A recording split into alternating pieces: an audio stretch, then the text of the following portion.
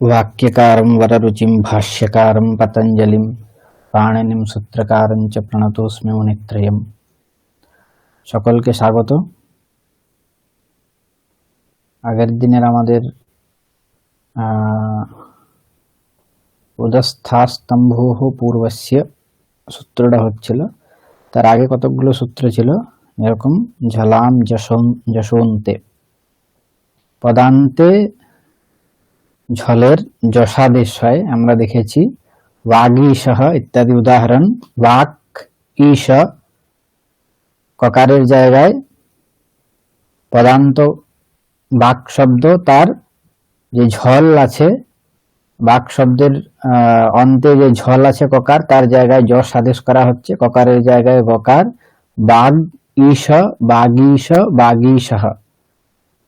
Soup অন্তঃ সুবন্তঃ, জগৎ অম্বা জগদম্বা ইত্যাদি উদাহরণ। তারপরে ছিল ইয়রো অনুনাসিকে অনুনাসিকঃ বা, ইয়রঃ পদান্ত পদান্তস্য ইয়রঃ অনুনাসিকে পরে অনুনাসিকঃ বা স্যাৎ, বিকল্পে অনুনাসিক আদেশ হয়। কার আদেশ হচ্ছে না, পদান্ত ইয়র যদি থাকে তাহলে তার জায়গায় বিকল্পে অনুনাসিক আদেশ হবে। কখন হবে? যদি পরে অনুনাসিক বর্ণ থাকে তাহলেই হবে। যেরকম এতদ মুরারি, এখানে পদান্ত ইয়র বর্ণ আছে দকার, তার জায়গায় পরে অনুনাসিক আছে মকার, তার জন্য কি হবে? পদান্ত ইয়র বর্ণ দকারের জায়গায় বিকল্পে অনুনাসিক আদেশ হবে। ওই বর্গীয় অনুনাসিক বর্ণ হচ্ছে নকার, তার জন্য নকার আদেশ হবে এতন মুরারি, এতন মুরারিহি। আর বিকল্পে এই বিধিটা হচ্ছে, তার জন্য এতদ মুরারি এই রূপটাও হবে। ঠিক একইভাবে তৎ ন, তন্ন ইত্যাদিও হয়। ইয়র অনুনাসিকে অনুনাসিক হওয়া, এই যে নিয়মটা, এটা হচ্ছে বৈকল্পিক নিয়ম। আর প্রত্যয় ভাষায়াম লিঙ্গম নিত্যম, এর দ্বারা যে নিয়ম বলা হচ্ছে এখানে, যে প্রত্যয় পরে থাকলে এবং ভাষায় মানে হচ্ছে লৌকিক লোক ব্যবহার হলে ইয়রহ অনুনাসিকে অনুনাসিক হবা, যেটা বলা হলো ওটা নিত্য এখানে হবে। যেরকম তৎমাত্র,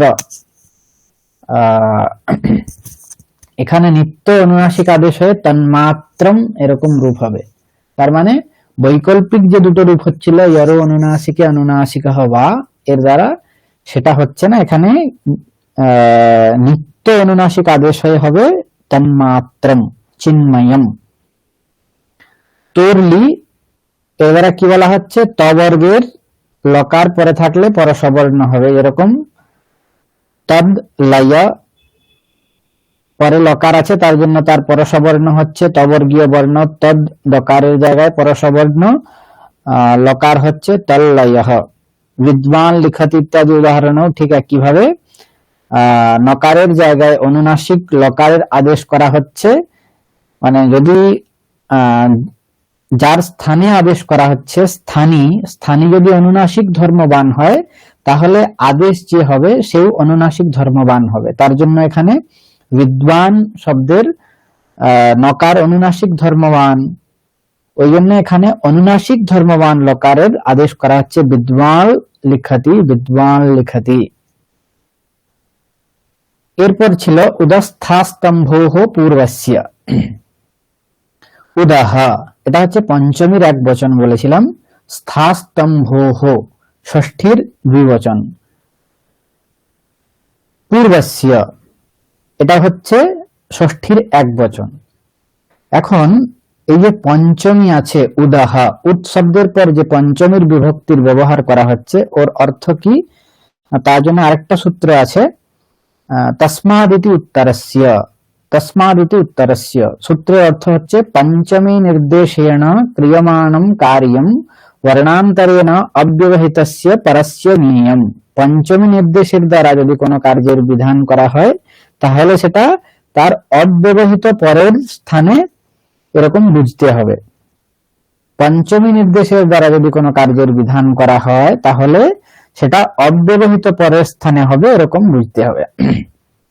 এখন উদস্থাস্তম্ভ পূর্বস্য যে সূত্র আছে ওখানে উদহ এই শব্দে পঞ্চমী বিভক্তির ব্যবহার আছে, তাহলে পঞ্চমী নির্দেশেন ক্রিয়মানম কার্যম, এটা পঞ্চমী নির্দেশের দ্বারা ক্রিয়মান কার্য হচ্ছে উদহ স্থাস্তম্ভ পূর্বস্য এই সূত্রে উদহ এখানে পঞ্চমের দ্বারা বিধান করা হয়েছে। কি বলা হচ্ছে না উদহ, তাহলে উদহ পারস্য এরকম অর্থ আসবে, উদহ পারস্য। স্থাস্তম্ভোঃ, এখানে স্থাস্তম্ভোঃ দ্বিবচন আছে, তার জন্য এখানে উদহ পারায়োঃ এরকম অর্থ করা হলো। তাহলে উদহ পারায়োঃ স্থাস্তম্ভোঃ। আর পূর্বস্য সবর্ণঃ, অনুস্বারস্য এই পরসবর্ণ থেকে সবর্ণ অনুবৃত্তি করা হলো, পূর্বস্য সূত্রে আছে, এই জন্য উদহ পারায়োঃ স্থাস্তম্ভোঃ পূর্বস্য সবর্ণঃ ভবতি, এরকম সূত্রের অর্থ। উদহ পারায়োঃ স্থাস্তম্ভোঃ পূর্ব সবর্ণঃ। উত এই উপসর্গের পর স্থা এবং স্তম্ভ এদের পূর্ব সবর্ণ বিধান করা হচ্ছে। উৎপরের স্থা স্তম্ভের পূর্ব সবর্ণ বিধান করা হচ্ছে। এখন স্থা এবং স্তম্ভ এদের পূর্ব সবর্ণ বিধান করা হচ্ছে। নির্দিষ্টভাবে আমরা এখনো জানি না যে সম্পূর্ণের জায়গায় নাকি একটা মাত্র বর্ণের জায়গায় নাকি আদি বর্ণের জায়গায় না অন্তবর্ণের জায়গায়, এখনো আমরা জানি না। উদস্থাস্তম্ভ পূর্বস্য এই সূত্রে বলা হচ্ছে উত উপসর্গের পর স্থা এবং স্তম্ভের পূর্ব সবর্ণ হবে। এখন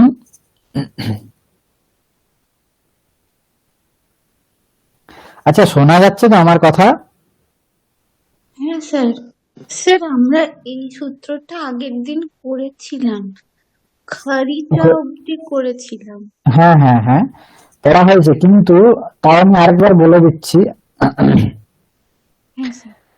অ্যাকচুয়ালি এখানে আদেহে পারস্য ওই প্রসঙ্গটা আছে, তো ওই জন্য আরেকবার বলে দিচ্ছি। তো এখানে বলা হচ্ছে উদহ পারায়োঃ স্থাস্তম্ভোঃ পূর্ব সবর্ণঃ। এখন উদহ পারায়োঃ স্থাস্তম্ভোঃ এখানে ষষ্ঠী বিভক্তির ব্যবহার আছে, এই জন্য কার জায়গায় হবে না ষষ্ঠী বিভক্তির এখানে ব্যবহার থাকে, সেখানে অলঙ্ক্যস্য ষষ্ঠী নির্দিষ্টস্য অঙ্ক্যস্য অলহ আদেশঃ স্যাৎ। ষষ্ঠী নির্দিষ্ট যে তার অন্তিম যে বর্ণ, অন্তিম যে অল, তার জায়গায় আদেশ করা হবে। ঠিক আছে, অলঙ্ক্যস্য এর দ্বারা এরকম পেলাম। তাকে বাদ করে এখানে আদেহে পারস্য এই সূত্রে এসে বলছে যে না, অন্তিম যে অল, ষষ্ঠী নির্দিষ্টের অন্তিম অলের জায়গায় আদেশ হবে না। পরস্য ইয়দ বিহিতম তত্তস্য আদেহে বোধ্যম, পরস্য ইয়দ বিহিতম তত্তস্য আদেহে বোধ্যম। এখন উদস্থাস্তম্ভোঃ পূর্বস্য এই সূত্রে কি বলা হয়েছে যে উৎপরে স্থা এবং স্তম্ভের পূর্ব সবর্ণ হবে, আর অলঙ্ক্যস্য এসে বলছে যে অন্তিম অলের জায়গায় পূর্ব সবর্ণ হবে। আদেহে পরস্য সূত্র এসে বলছে না, পরবর্তী স্থানে যে কার্যের বিধান করা হচ্ছে সেটা পরবর্তীর যে প্রথম বর্ণ তার জায়গায় হয়ে থাকবে। তার মানে উৎপরয়োঃ স্থাস্তম্ভোঃ, স্থা এবং স্তম্ভ ধাতুর যে প্রথম বর্ণ আছে সকার, তার জায়গায় আদেশ হবে। বোঝা গিয়েছে? উদস্থাস্তম্ভোঃ পূর্বস্য পূর্ব সবর্ণের যে বিধান করা হচ্ছে সেটা আদেহে পরস্য এই সূত্রের দ্বারা বলা হচ্ছে যে পরবর্তী স্থানে, তার মানে স্থা এবং স্তম্ভের স্থানে যে পূর্ব সবর্ণ বিধান করা হচ্ছে সেটা স্থা এবং স্তম্ভের আদি যে বর্ণ আছে তার জায়গায় হবে পূর্ব সবর্ণ। বোঝা গিয়েছে?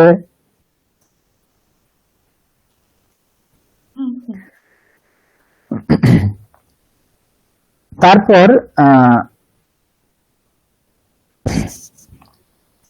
আচ্ছা, আরেকটা জিনিস এখানে বলার, তাহলে আদি যে বর্ণ, আদি বর্ণ এখানে কি আছে? এটা স্থা স্তম্ভ, স্থা এবং স্তম্ভ ধাতুর এখানে আদি বর্ণ কি আছে? সকার আছে, দুটো জায়গায় সকার আছে, তাই তো? দেখুন উদ প্লাস স্থান বা উৎস্তম্ভন, এখানে সকার আছে, এখানেও সকার আছে, তাহলে সকারের জায়গায় হবে পূর্ব সবর্ণ হবে। এখন সকারের জায়গায় যদি পূর্ব সবর্ণ হয়, কার পূর্ব সবর্ণ হবে? সকারের জায়গায় বলা হচ্ছে পূর্ব সবর্ণ হবে। তার মানে এখানে উদ দকার আছে, এখানেও দকার আছে, ঠিক আছে। সকারের জায়গায় তার পূর্ববর্তী যে বর্ণ আছে সেই রকম একটা বর্ণের এখানে আদেশ করা হবে। এখন দকার যে আছে,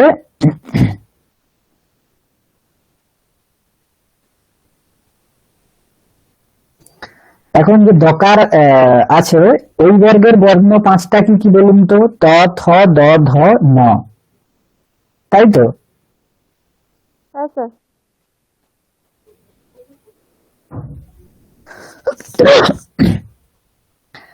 একটা জিনিস এখানে দেখতে হবে যে সকারের সাথে ওই ত, থ, দ, ধ, ন এই পাঁচটা বর্ণের মধ্যে যে সদৃশতম তারই আদেশ হবে। স্থানে অন্তরতম হয় এই সূত্রের দ্বারা, যেটা হচ্ছে সদৃশতম তার আদেশ হবে। তাহলে কার এখানে আদেশ হতে পারে বলুন তো? এখানে নিচে লিখে দেওয়া আছে সকারের জায়গায় থকার হয়ে যাচ্ছে। কেন থকার হচ্ছে বলুন তো? কারণ সবচেয়ে সাদৃশ্যতম হচ্ছে থ, তার জন্য। হ্যাঁ, কিন্তু সবগুলোই তো সদৃশতম হতে পারে। ত, থ, দ, ধ, ন এই সমস্ত বর্ণগুলোর উচ্চারণ স্থান কি? ঋতু লসানাম দন্তাহা। তাহলে তবর্গীয় বর্ণের উচ্চারণ স্থান দন্ত, আবার সকারের উচ্চারণ স্থান দন্ত। তাহলে যে কোনো একটা বর্ণ আমি বসাতে পারি। এখানে থই কেন বসানো হলো? এখানে এটা হচ্ছে ঘোষ বর্ণ, মানে হ্যাঁ, এখানে এখানে কি করতে হবে? উচ্চারণ স্থান যেগুলো আছে ওই উচ্চারণ, বাহ্য প্রযত্ন অনুসারে মানে অন্তরতম হ্যাঁ ঠিক, আন্তরতম যে এখানে গ্রহণ করা হচ্ছে সেটা উচ্চারণ স্থানের দৃষ্টিতে নয়, ঠিক আছে, যত্নের দৃষ্টিতে। গুণাকৃতম আন্তরিয়ম এখানে। তো বাইশ প্রয়ত্ন যেগুলো আছে সেগুলোর মধ্যে সকারের সাথে যার বাইশ প্রয়ত্ন মিলবে তারই এখানে আদেশ করা হবে। তো আগে সকারের বাইশ প্রয়ত্ন কি কি বলুন তো? বন্ধু, সকারের বাইশ প্রয়ত্ন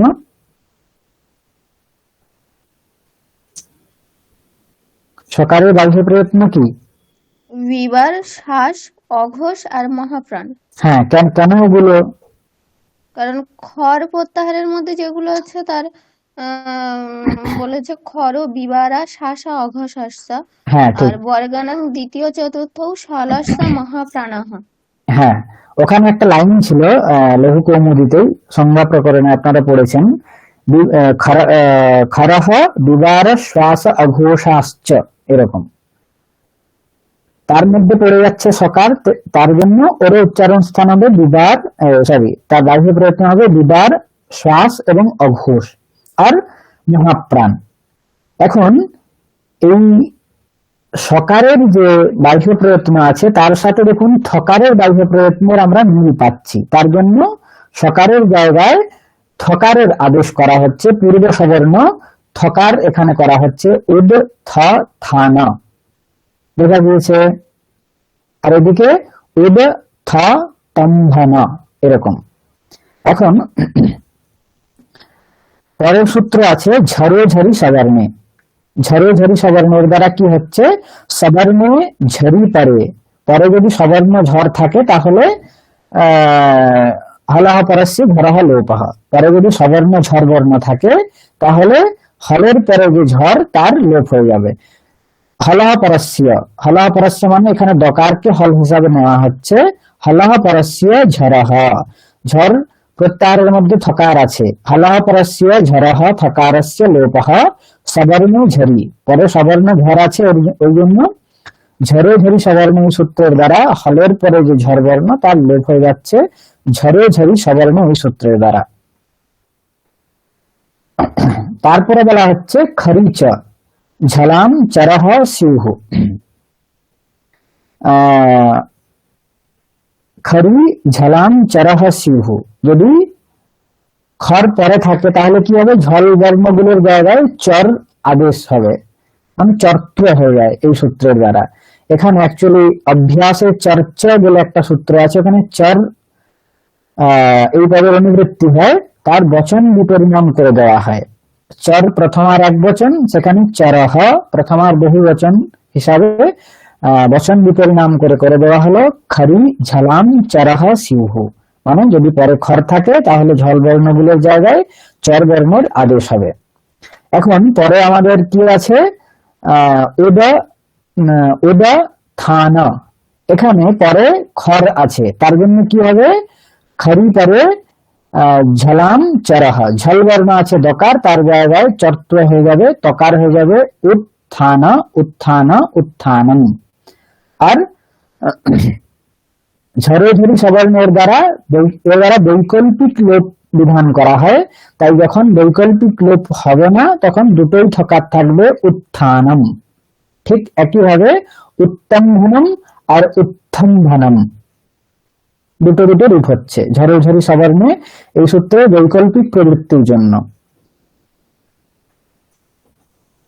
এতদূর পর্যন্ত আগের দিন হয়েছিল, তাই তো? তাহলে উদস্থস্তম্ভ পূর্বস্য, এই সূত্রে উত উপসর্গের পর স্থা এবং স্তম্ভের পূর্ব সবর্ণ হলো, কার জায়গায় হলো, কোন সূত্রের দ্বারা হলো, কিভাবে হলো সেটা আমরা বুঝতে পারলাম। এখন ঝয়ে হোন্যতরস্যাম, অ্যাকচুয়ালি এর পরেও পঞ্চমীর ব্যবহার আছে, এই জন্য আগের সূত্রটা আমি আরেকবার বলে দিলাম। তস্মাদ ইতি উত্তরস্য। স্যার ওই যে খারি চায়ের পরে যে উদাহরণগুলো ছিল না, ওইখানে খারি চায়ের ব্যবহারটা আরেকবার বলবেন, ওখানটা একটু হ্যাঁ বলে দিচ্ছি। বুঝতে অসুবিধা হচ্ছে। খরিচ এর দ্বারা কি হয়, যদি পরে খর থাকে তাহলে কি হবে, তার জায়গায় চর্ত্র হয়ে যায়, চর আদেশ হয়ে যায়। এখন বলা হচ্ছে খরি ঝলাম চরহ সিউহু, সূত্রে বলা হয়েছে খরিচ, সূত্রের অর্থ হচ্ছে খরি ঝলাম চরহ সিউহু। খর যদি পরে থাকে তাহলে ঝল বর্ণ যেগুলো আছে, ঝল মানে ঝল প্রত্যাহারস্থ যে বর্ণগুলো, তাদের জায়গায় চর প্রত্যাহারস্থ বর্ণের আদেশ হয়। এখন দেখুন উদ থান, এখানে পরে থকার আছে, থকার হচ্ছে খর প্রত্যাহারের মধ্যে পড়ে থকার, পড়ে তো? হ্যাঁ, তার জন্য কি হবে, খর পরে আছে বলে ঝল প্রত্যাহারের যে বর্ণ এখানে দকার, তার জায়গায় কি হয়ে যাচ্ছে, চর হয়ে যাচ্ছে, দকারের জায়গায় তকার হয়ে যাচ্ছে, বোঝা গিয়েছে? তার মানে ঝল প্রত্যাহারের যে বর্ণগুলো আছে তাদের জায়গায় চর প্রত্যাহারের বর্ণগুলো হবে, যেরকম ক খ গ ঘ এদের জায়গায় হবে চর প্রত্যাহারের মধ্যে পড়ে ক, তার জন্য ককার হবে। চ ছ জ ঝ থাকলে হবে তার জায়গায় চ, ট ঠ ড ঢ হলে হবে ট, ত থ দ ধ হলে হবে ত, এবং প ফ ও ভ থাকলে হবে প। খর পরে থাকলে ঝলের জায়গায় চর আদেশ করে দেওয়া হচ্ছে, তার জন্য এখানে তকার পাওয়া যাচ্ছে, দকারের জায়গায় তকার হচ্ছে উত্থানম। আর এখানে এই যে থকারটা থেকে গেছে এটা হচ্ছে ঝরে ঝরি সবর্ণে, সবর্ণে ঝরি পরে হলহ পরস্য ঝরহ লোপহ, হলহ পরস্য ঝরহ থকারস্য লোপহ বিকল্পে। এখন এটা বলা হয়েছে বিকল্পে লোপ হবে, তাই যখন লোপ হবে না তখন থকার থেকে যাবে, সেই ক্ষেত্রে রূপ হবে দুটো থকার যুক্ত রূপ এখানে দেখা যাচ্ছে উত্থানম। ঠিক আছে, খরিচ চর্ত্র কিন্তু দুটো জায়গাতেই হবে। আর একইভাবে উদ স্তম্ভন, এখানেও ঠিক একইভাবে হবে। দেখুন দকার আছে, তার জায়গায় খরিচ দ্বারা চর্ত্র হয়ে তকার হয়ে গেল উত্তম্ভন উত্তম্ভন, আর যখন লোপ হবে না তখন থকার থেকে যাবে উদ থম্ভন উত্থম্ভন উত্থম্ভনম। বুঝতে পেরেছেন? হ্যাঁ স্যার, ঠিক আছে। আচ্ছা, এরপরে সূত্র হচ্ছে ঝয়ে হোন্যতরস্যাম, ঝয়ে হোন্যতরস্যাম। তিনটে পদ আছে এখানে, ঝয়ঃ হহ অন্যতরস্যাম, ঝয়ঃ হহ অন্যতরস্যাম। ঝয়হ এই যে পদটা আছে, এটা হচ্ছে পঞ্চমীর এক বচন। ঝয়হ পঞ্চমীর এক বচন, হহ এটা হচ্ছে ষষ্ঠীর এক বচন, হকারস্য এরকম। ঝয়হ হহ অন্যতরস্যাম, এটা হচ্ছে অব্যয় বলা হয় বা সপ্তম্যন্ত বলা হয় অনেক ক্ষেত্রে। অন্যতরস্যাম, তো ঝয়হ হহ অন্যতরস্যাম। ঝয়হ এখানে পঞ্চমীর এক বচন আছে, তার জন্য পঞ্চমী নির্দেশের দ্বারা এখানে কাজের বিধান করা হচ্ছে। তার জন্য কি হবে, তস্মাদিতি উত্তরস্য, এই সূত্রের দ্বারা এখানে ঝয়হ পরস্য, ঝয়হ উত্তরস্য এরকম অর্থ হবে। ঝয়হ উত্তরস্য, ঝয়হ উত্তরস্য হকারস্য অন্যতরস্যাম। এখন সূত্রের অর্থ পুরো ক্লিয়ার হয়নি, তার জন্য কি করতে হবে, আগের যে সূত্র আছে তাদের থেকে আমরা কিছু পদের অনুবৃত্তি করব।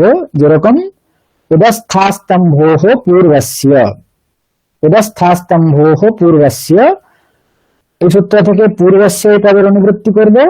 আর অনুস্বারস্য যৈ পরসবর্ণঃ, এখান থেকে সবর্ণ শব্দের অনুবৃত্তি করব। তাহলে পূর্বস্য সবর্ণঃ এরকম দুটো পদের আবার অনুবৃত্তি করা হচ্ছে। তাহলে ঝয়হ পরস্য হকারস্য পূর্বস্য পূর্ব সবর্ণঃ অন্যতরস্যাম। অন্যতরস্যাম শব্দের অর্থ হচ্ছে বিকল্প, বা অন্যতরস্যাম বিকল্প, এগুলোর একই অর্থ। ঠিক আছে, তো তাহলে সূত্রের অর্থ পাওয়া গেল যে ঝয়হ পরস্য হকারস্য বিকল্পেন পূর্ব সবর্ণঃ ভবতি। ঝয়হ পরস্য হকারস্য বিকল্পেন পূর্ব সবর্ণঃ ভবতি। এখন ঝয়ের পর যদি, ঝয় বলতে এখানে প্রত্যাহারের গ্রহণ, ঝয়ের পর হকারের কি হবে, পূর্ব সবর্ণ আদেশ করা হচ্ছে বিকল্পে, কিন্তু নিত্য বিধি নয়, এটা বৈকল্পিক বিধি।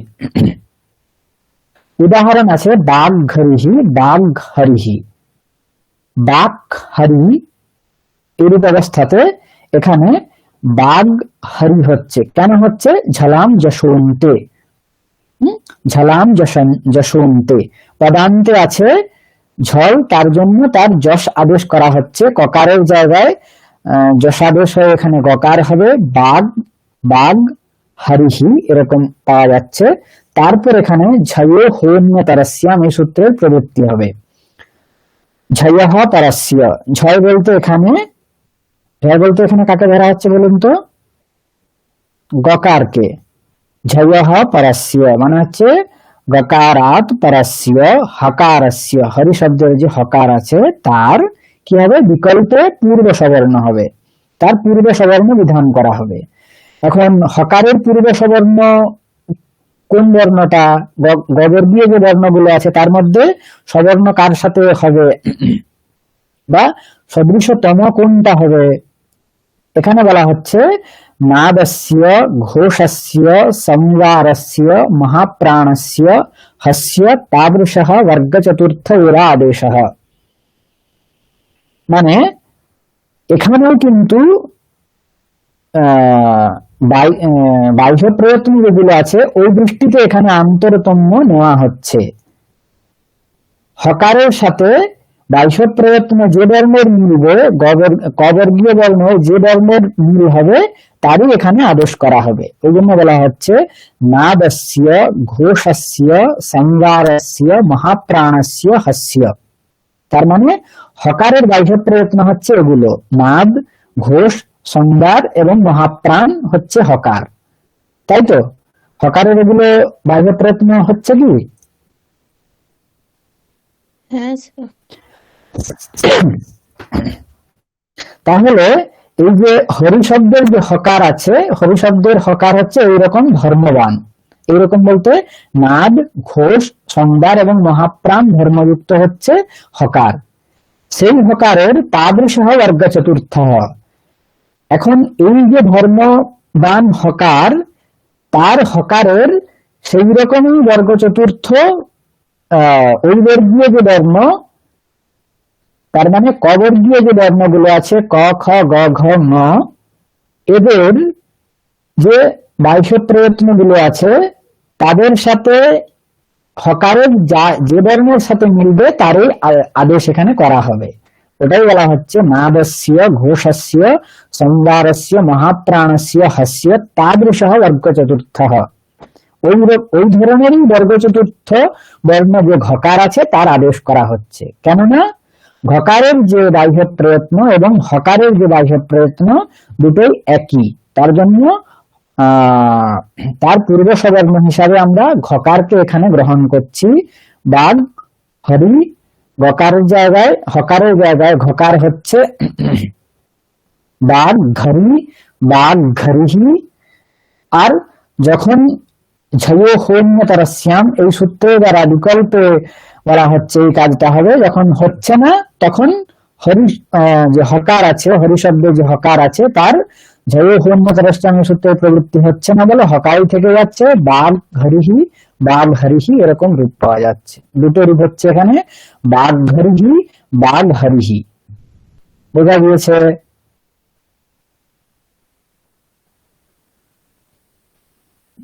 হ্যাঁ স্যার, মানে বুঝতে পেরেছেন সকলে? এইটা কি বিকল্পেই এইটা হচ্ছে ঝয়ঃ এই এই রূপটা, তাই তো? মানে হ্যাঁ, আচ্ছা ঠিক আছে। ঝয়ঃ পরস্য হস্য বা পূর্ব সবর্ণ, বিকল্পে পূর্ব সবর্ণ করা হচ্ছে। ঠিক আছে, তার মানে বিকল্প মানে আমাদের বুঝতে হবে যে একবার হবে যে কাজটা বিধান করা হচ্ছে আর একবার হবে না, দুটো রূপ হবে, বাঘ ঘরিহি বাঘ ঘরিহি। একবার হকারের ঘকার হচ্ছে, একবার হচ্ছে না। এখানেও দেখুন ঝয়ঃ পঞ্চমী প্রয়োগ করা আছে, ওই জন্য তস্মাদিতি উত্তরস্য এই পরিভাষার প্রবৃত্তি হচ্ছে ঝয়ঃ পরস্য, এরকম অর্থ। যেরকম আমরা জানি সপ্তমী থাকলে তস্মিন্নিতি নির্দিষ্টে পূর্বস্য, তস্মিন পরে পূর্বস্য কার্যম ভবতি। আর পঞ্চমী থাকলে তস্মাৎ উত্তরস্য, তস্মাৎ পরস্য কার্যম ভবতি।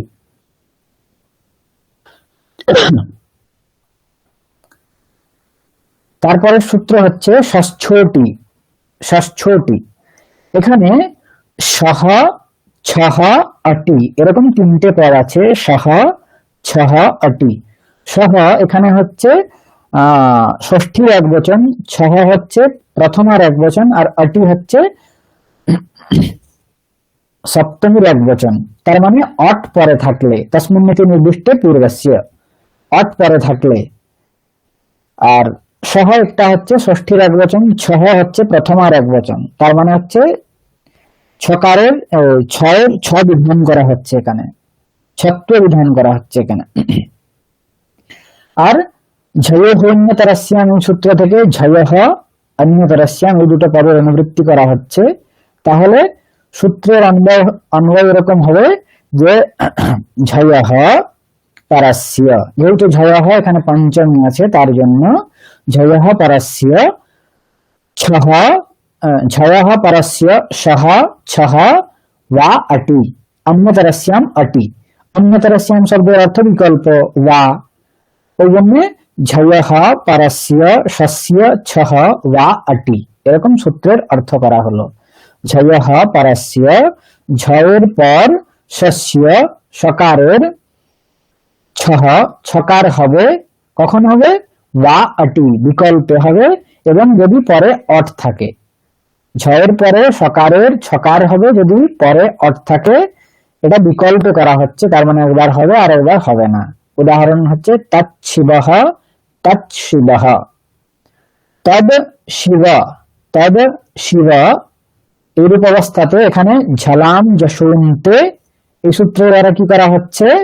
ঝল বর্ণে যে আছে দকার, তার যস্ত্ব আদেশ করে দেওয়া হচ্ছে। পদান্তে আছে দকার, তার জন্য তার যস্ত্ব করে দেওয়া হচ্ছে জকার, তদ শিব। তারপর খরিচ এই সূত্রের দ্বারা চর্ত্ব করে দেওয়া হচ্ছে, জকারের জায়গায় চকার হয়ে হবে তচ্ শিব। এখন এই সূত্রের প্রবৃত্তি হবে ঝয়ঃ পরস্য শস্য ছহ ওয়া স্যাৎ অটি। ঝয়ঃ পরস্য, ঝয় বলতে এখানে তৎ শব্দের যে চকার আছে সেটা হচ্ছে ঝয় প্রত্যাহারের মধ্যে পড়ে, তার জন্য ঝয়ঃ পরস্য শস্য, ঝয়ঃ পরস্য সকারস্য ছহ, সকারস্য ছকারাদেশঃ। ঝয়ের পর যে সকার আছে তার ছকার আদেশ করা হচ্ছে ষষ্ঠটি এই সূত্রের দ্বারা। ঝয়ঃ পরস্য শস্য ছহ, অটি পরে, পরে দেখুন অট আছে।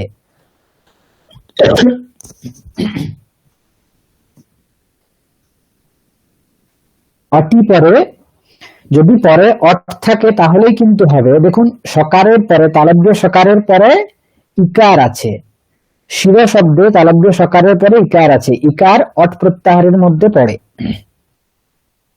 তার জন্য বলা হচ্ছে ঝয়ঃ পরস্য শস্য ছহ ওয়া স্যাৎ অটি।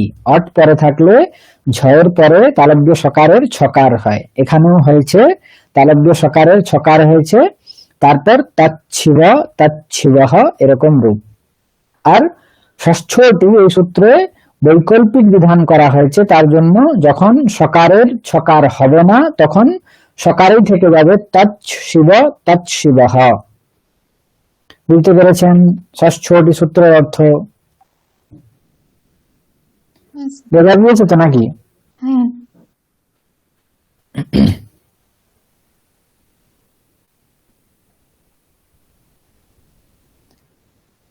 আচ্ছা, ষষ্ঠটি সূত্রে কখন প্রবৃত্তি হচ্ছে একটু বলুন তো যে কেউ, কখন ষষ্ঠটি সূত্র লাগবে,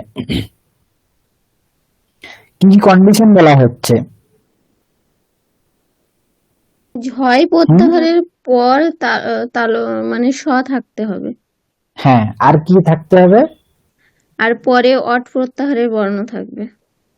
হ্যাঁ, তাহলে যদি পরে অট থাকে তাহলেই কিন্তু ষষ্ঠটি এই সূত্রের প্রবৃত্তি হবে, ঠিক আছে তো? কিন্তু দেখুন একটা স্থল আছে তচ্ছ্লোকেন, তচ্ছ শ্লোকেন, তচ্ছ শ্লোকেন, এখানে স ল ও শ্লো আছে, এখানে দেখুন সকারের পরে লকার আছে, আর লকার কিন্তু অট প্রত্যাহারের মধ্যে পড়ে না, পড়ে কি? না হুম, না স্যার, লনে ওয়াট আছে ওয়াট পর্যন্ত। জায়গাটা বুঝতে পেরেছেন আমি কোথায় বলছি? হ্যাঁ স্যার বুঝতে পেরেছি, মানে অট প্রত্যাহার বলতে অয়ন থেকে হজ বরাট, কিন্তু ল হ্যাঁ আছে লন সূত্রের মধ্যে। হ্যাঁ, যদি পরে অট থাকে তাহলেই কিন্তু এই সূত্রের প্রবৃত্তি হবে। তৎশ্লোকেন, এখানে দেখুন কি বলা হচ্ছে, ঝয়ঃ পরস্য শস্য ছহ বা স্যাৎ অটি। এখানে দেখুন ঝয় তো চকার আছে, তারপরে তালব্য সকারও আছে, কিন্তু পরে অট প্রত্যাহারের কোনো বর্ণ নেই, আছে কিন্তু অব্যবহিত পরে নেই, ঠিক আছে? সকারের অব্যবহিত পরে কি আছে? লকার আছে, লকার কিন্তু এখানে অট প্রত্যাহারের মধ্যে পড়ে না, তার জন্য ষষ্ঠটি সূত্রের প্রবৃত্তি এখানে হচ্ছে না। হবে কি? না। হবে না, তার জন্য এখানে বার্তিক করা হচ্ছে, কি বলা হচ্ছে? ছত্বম অমিতি বাচ্যম, ছত্বম অমিতি বাচ্যম, ছত্বম অমি ইতি বাচ্যম, এরকম চারটে এখানে পদ ভেঙে নিতে পারেন। এই যে বার্তিকটা আছে এখানে, ছত্বম, ছত্বম বলতে ষষ্ঠটি এই সূত্রের দ্বারা যে ঝয়ঃ পরস্য সকারস্য ছহ স্যাৎ এরকম যে ছকারের বিধান করা হচ্ছে, এটাই এখানে ছত্বম বলে বোঝানো হচ্ছে। তাহলে ছত্বম কখন হবে না, অ্যাকচুয়ালি যদি এরকম বলা হয় যে অম পরে থাকলে ছত্র হবে, এরকম বললে ভালো হয়। কেন ভালো হয় না, তাহলে তচ্ছ্লোকেন ইত্যাদি যে স্থলগুলো আছে এক্ষেত্রেও কিন্তু ছত্র হয়ে যাবে। না হলে যদি ষষ্ঠটি সূত্র করা হয় তাহলে এখানে কোনো মতেই হচ্ছে না, ছত্রম হচ্ছে না, তার জন্য এখানে ছত্রম অমিতি বাচ্যমে বার্তিক করা হচ্ছে, বার্তিকের দ্বারা এখানে সাধন করা হচ্ছে তচ্ছ্লোকেন এই রূপটা। তার মানে যদি ষষ্ঠটি সূত্র হয় তাহলে অট পরে থাকলেই কিন্তু ঝয়ঃ পরস্য শস্য ছহ এরকম যে কাজটা বলা হচ্ছে সেটা হবে, অম পরে থাকলে হবে না। কিন্তু তৎশ্লোকেন এখানে পরে অম আছে, এক্ষেত্রেও কিন্তু আমাদের সকারের আমরা ছকার বিধান করতে চাইছি, তার জন্য ষষ্ঠটি সূত্রের দ্বারা কিন্তু কোন রকমই হচ্ছে না। তার জন্য বলা হচ্ছে যদি অম পরে হয় এরকম বলা হয় তাহলে এক্ষেত্রেও হয়ে যাবে। তার জন্য বার্তিককার বলছেন যে ছত্রম অমিতি বাচ্যম, যে ছত্র আদেশ করা হচ্ছে এখানে বা ছত্র বিধান করা হচ্ছে সেটা অম পরে হবে এরকম বলা উচিত। বুঝতে পেরেছেন?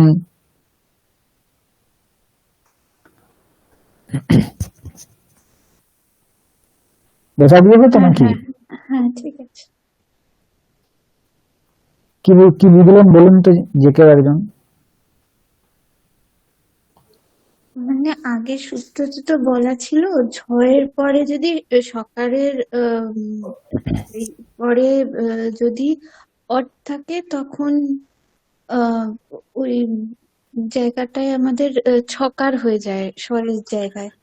হ্যাঁ, কিন্তু তালব্য স্বরের জায়গায় ছকার হয়ে যায়। হ্যাঁ, কিন্তু এইখানে যে উদাহরণটা সেখানে তদ শ্লোকে না, হুম, তালবস্যের পরে লকার আছে, তো ল তো আর অট ইয়ের ভেতরে পড়ে না, অট প্রত্যয়ের ভেতরে পড়ে না। হ্যাঁ, তো কিন্তু তাহলেও এই যে বার্তিক, এই বার্তিকের দ্বারা হচ্ছে, তাই জন্য এই বার্তিকটাই বলা হচ্ছে, তাহলে অট না বলে ওটা অম বলা উচিত, কারণ লকারটা এই প্রত্যাহারের ভিতরে রয়েছে। হ্যাঁ। এই জন্য বার্তিককার বলছেন যে ষষ্ঠটি সূত্র না করে ষষ্ঠমি যদি করা হয় তাহলে তচ্ছ্রোগণ ইত্যাদি যে রূপগুলো আছে ওগুলো সম্ভব হবে। হুম। এরপরে হচ্ছে মৌনুস্বারহ। মৌনুস্বারহ, মহা অনুস্বারহ, এরকম দুটো পদ আছে এখানে, পদচ্ছেদ মহা অনুস্বারহ। মহা অনুস্বারহ, মহ এটা হচ্ছে ষষ্ঠীর এক বচন, তার মানে মকারস্য, মকারস্য এরকম অর্থ। পরে দেখবো আবার কি অর্থ হয়। মহা অনুস্বারহ আর পদস্য এর অধিকার এখানে এই সূত্রে আছে, তাহলে পদস্য মহা অনুস্বারহ। হালি সর্বেশাম এই সূত্র থেকে হালি এই পদের অনুবৃত্তি হচ্ছে হালি সপ্তমীর এক বচন, সরি হ্যাঁ সপ্তমীর এক বচন এখানে আছে, তার মানে হল পরে মহা পদস্য অনুস্বারহ। পদস্য এখানে বিশেষণ হচ্ছে মহা, তার জন্য কি হবে তদন্ত বিধি হয়েছে বিধি তদন্তস্য সূত্রের দ্বারা মান্তস্য পদস্য অনুস্বারহ হলি পরে, মান্তস্য পদস্য অনুস্বারহ হলি পরে। পদস্য এর বিশেষণ হচ্ছে মহা, এই জন্য বিশেষণ আছে বলে বিধি তদন্তস্য সূত্রের দ্বারা এখানে তদন্ত বিধি হচ্ছে মান্তস্য পদস্য অনুস্বারহ হলি পরে, এরকম সূত্রে অর্থ হয়। মান্ত যদি পদ থাকে তাহলে সেই মান্ত পদের অনুস্বার হবে পরে যদি হল থাকে। যেরকম হরিম ওয়ান্ডে, উদাহরণটা দেখুন, হরিম ওয়ান্ডে, এখানে পদ আছে দুটো, একটা আছে হরিম আর একটা আছে ওয়ান্ডে। হরিম যে পদটা আছে এটা হচ্ছে মান্ত পদ, তাহলে মান্তস্য পদস্য অনুস্বারহ, মান্তস্য পদস্য অনুস্বারহ হলি পরে। মান্ত যে পদ আছে তার অনুস্বার বিধান করা হচ্ছে, কখন বিধান করা হচ্ছে না পরে যদি হল থাকে। মান্ত পদ এখানে হচ্ছে হরিণ, তার মকার যে আছে মান্তস্য পদস্য, সেই মকারের এখানে অনুস্বার বিধান করা হচ্ছে মৌনুস্বারহ এই সূত্রের দ্বারা। মকারের জায়গায় অনুস্বার হচ্ছে হরিণ ওয়ান্ডে, হরিণ ওয়ান্ডে। পুস্তকম পঠতি, রামম পশ্যতি, ওদনম খাদতি, বিদ্যালয়ম গচ্ছতি ইত্যাদি যে সমস্ত মান্ত পদ আছে তাদের অনুস্বার করে দেওয়া হচ্ছে, মকারের জায়গায় অনুস্বার হয়ে যাচ্ছে মৌনুস্বারহ। বোঝা গিয়েছে? হ্যাঁ স্যার। এরপরে সূত্র আছে নশ্চাপদান্তস্য ঝলি। আগের সূত্রে আমরা দেখলাম যে মান্ত পদের অনুস্বার হয়, মকারান্ত যে পদ তার অনুস্বার করে দেওয়া হচ্ছে, মকারের জায়গায় অনুস্বার হয়ে যাচ্ছে। এখানে কি বলা হচ্ছে যে আগের সূত্রে ছিল যে পদান্তে থাকলে তাহলেই কিন্তু পদান্ত যে মকার তার অনুস্বার করা হচ্ছে, ঠিক আছে। এখানে অন্যরকম বলা হচ্ছে অপদান্তস্য অনুস্বারঃ নহ চ অপদান্তস্য ঝলি, এরকম সূত্রের পদচ্ছেদ হয়।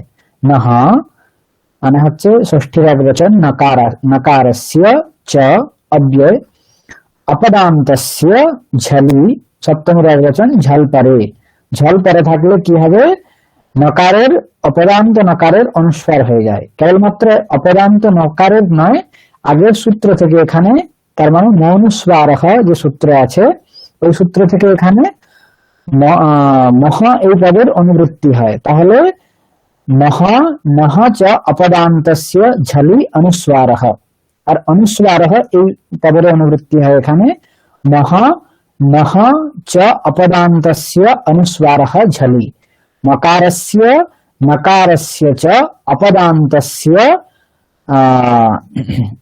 অনুস্বারः ভवति झलि, नकारस्य च अपदान्तस्य झलि परे अनुस्वारः भवति। अपदाন্ত নকারের কি হবে, এখানে অনুস্বার হবে যদি পরে ঝল থাকে। আগে বলা হলো যে পদান্ত থাকতে হবে, তাহলে পদান্ত মকার থাকলে তার মৌনুস্বারঃ সূত্রের দ্বারা মকারের অনুস্বার বিধান করা হচ্ছিল।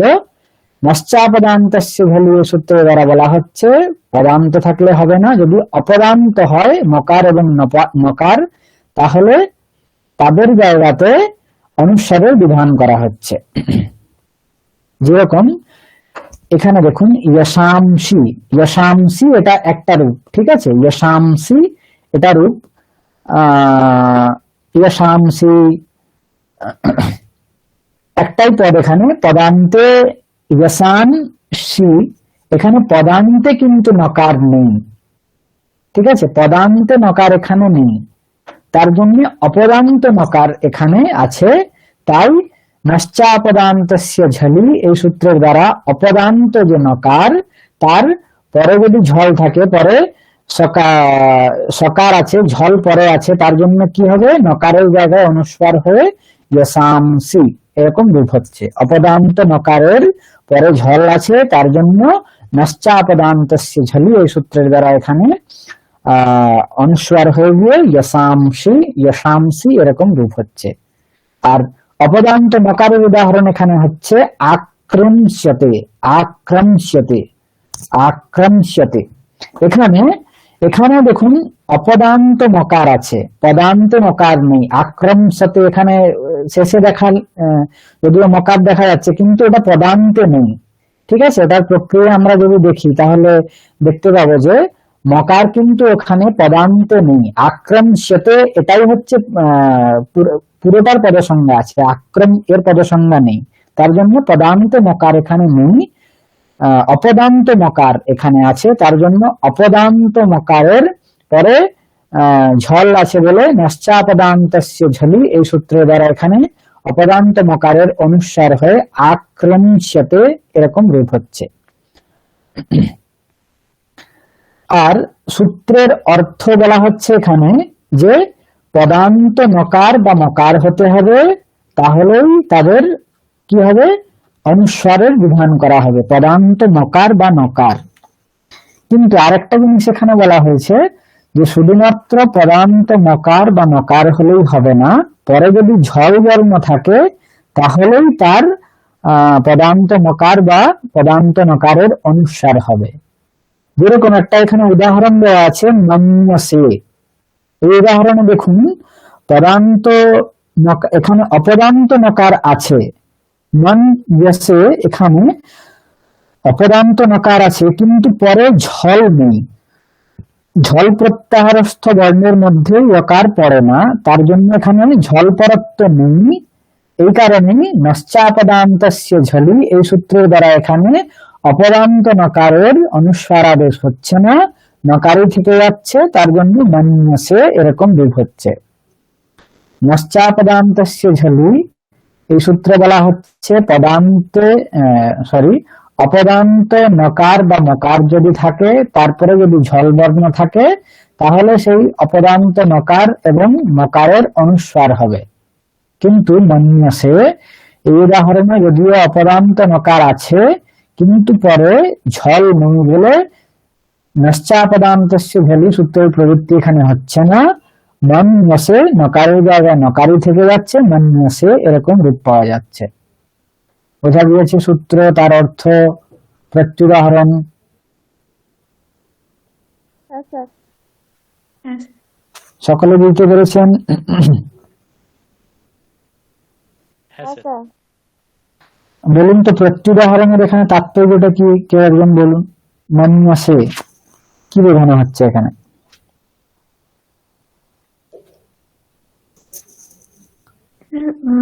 এখানে মান তো নাকার আছে মানেতে, এটা অপদান্ত নাকার, তারপরে ইয়কার আছে, তো হ্যাঁ। ইয়াটা তো আমাদের ঝল বর্ণের মধ্যে পড়ে না, তাই হুম। জন্য এইখানে এই সূত্রটা যেটা বলেছিল অপদান্ত নকার বা মকার অনুস্বার হবে যদি ঝল বর্ণ পড়ে থাকে, তো ঝল তো নয়, তাই জন্য এই নকারটা অনুস্বার হচ্ছে না, তো হ্যাঁ নকারই থেকে যাচ্ছে। হ্যাঁ, ঠিক। এরকম ভাবে অপদান্তস্য এটাও দেখানো যেতে পারে যে যদি অপদান্তস্য এই পদের তাৎপর্য কি, যদি অপদান্ত না হয় তাহলে হবে না। ঠিক আছে, এরকম উদাহরণ দেওয়া হবে, কিন্তু এখানে বরদরাজ আচার্য দেননি কোনো উদাহরণ, প্রত্যুদাহরণ অপদান্তস্যের। তো যাই হোক, ঝুলি যদি পরে ঝল, অপদান্ত নকারের ক্ষেত্রে তো মানে আগের সূত্রে তো আমরা দেখলাম মানে যদি পদান্ত হয় তাহলে মকার হলে অনুস্বার হচ্ছে। হ্যাঁ আচ্ছা, আর অপদান্ত মকারেও হবে যদি ঝল পড়ে থাকে, আর নকার হলেও। আচ্ছা, হ্যাঁ হ্যাঁ, আগেরটা শুধুমাত্র বলা হচ্ছে পদান্ত মকার হতে হবে, তাহলেই হবে। এখানে বলা হচ্ছে অপদান্ত নকার বা মকার। ঠিক আছে, ঠিক আছে। হ্যাঁ, এর পরের সূত্র হচ্ছে ওয়া পদান্তস্য।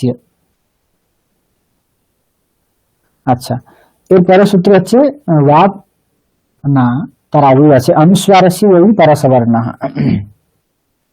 অনুস্বারস্য ওই পরসবর্ণঃ।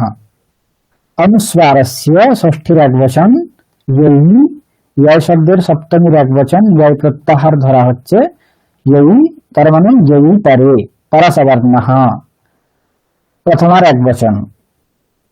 বৃত্তি লিখে দেওয়া হয়েছে স্পষ্টম। স্পষ্টম মানে সূত্রে যে পদগুলো আছে ওই পদগুলো যদি আমরা পরপর বসিয়ে দিই তাহলে সূত্রের অর্থ বেরিয়ে যাবে। অনুস্বারস্য ইয় পরে পরসবর্ণঃ স্যাৎ। অনুস্বারস্য ইয় পরে, অনুস্বারের ইয় যদি পরে থাকে তাহলে পরসবর্ণ হবে। সূত্রের অর্থ বোঝানোর জন্য কোনো পদের অনুবৃত্তি বা অধ্যাহার ইত্যাদি কিছু করতে হচ্ছে না বলে বৃত্তিকার লিখে দিয়েছেন এখানে স্পষ্টম।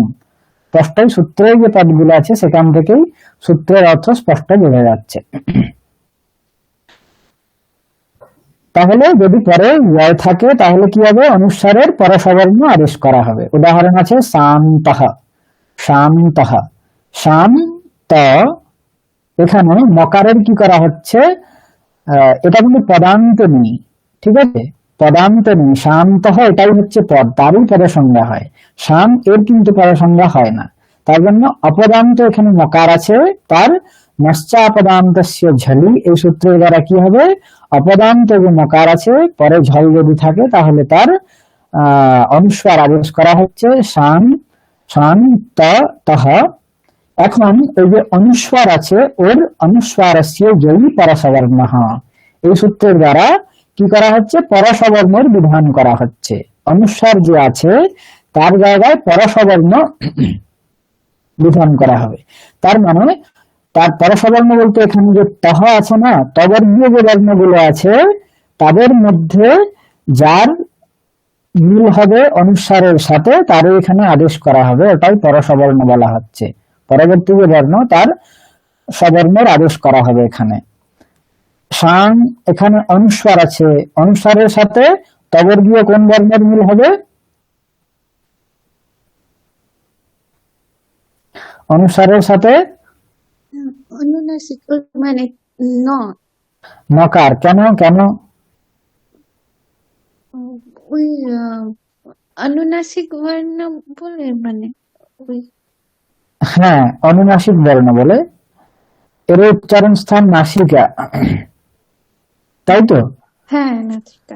অনুনাসিক বর্ণ বলে তার জায়গায় অনুস্বারস্য এই পরসবর্ণ, এই সূত্রের দ্বারা পরসবর্ণ আদেশ করা হচ্ছে, পরসবর্ণ করে দেওয়া হচ্ছে। আর পরসবর্ণ বলতে তকারের জায়গায় অনুস্বরের জায়গায় নকার হবে। তবর্গীয় বর্ণ নকার, যেটাও বারের উচ্চারণ স্থান হচ্ছে নাসিকা, নাসিকা অনুস্বারস্য।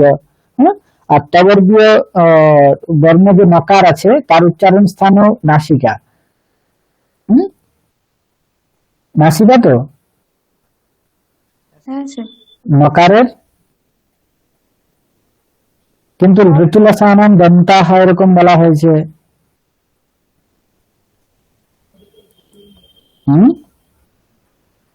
তাহলে তো হচ্ছে অনুনাসিক হয়। হ্যাঁ বর্ণ অনুনাসিক হয়।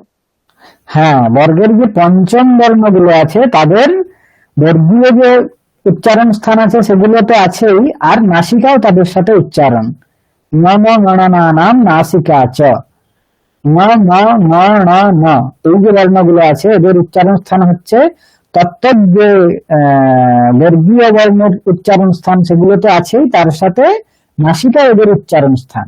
তাহলে অনুস্বারের উচ্চারণ স্থান নাসিকা, এটা মিলে যাচ্ছে নকারের সাথে। ওই জন্যই অনুস্বারের জায়গায় নকারের এখানে পরসবর্ণ আদেশ করে নকার হয়ে যাচ্ছে শান্ত শান্ত শান্ত। বোঝা গিয়েছে?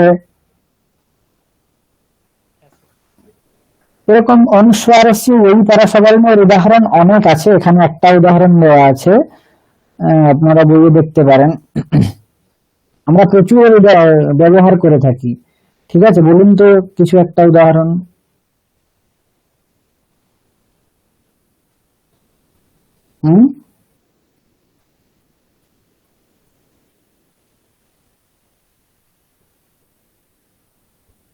অঙ্কিতঃ, অঙ্কিতঃ হয়তো, কুণ্ঠিতঃ ইত্যাদি অনেক আছে। যাই হোক, তাহলে এখানে বলা হলো অনুস্বারস্য এই পরসবর্ণঃ। আচ্ছা, এটা পদান্ত হচ্ছে না অপদান্তের হচ্ছে বলুন তো?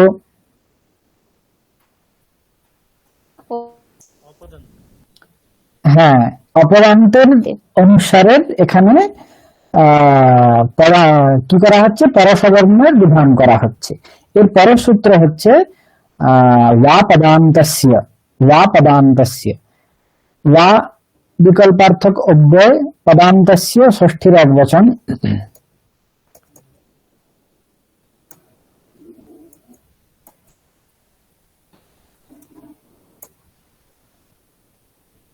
আচ্ছা, এখানে অনুস্বারস্য এই পরসবর্ণঃ, এই সূত্রের অনুবৃত্তি হচ্ছে অনুস্বারস্য এই পরসবর্ণঃ, তিনটে পদের এখানে অনুবৃত্তি হচ্ছে।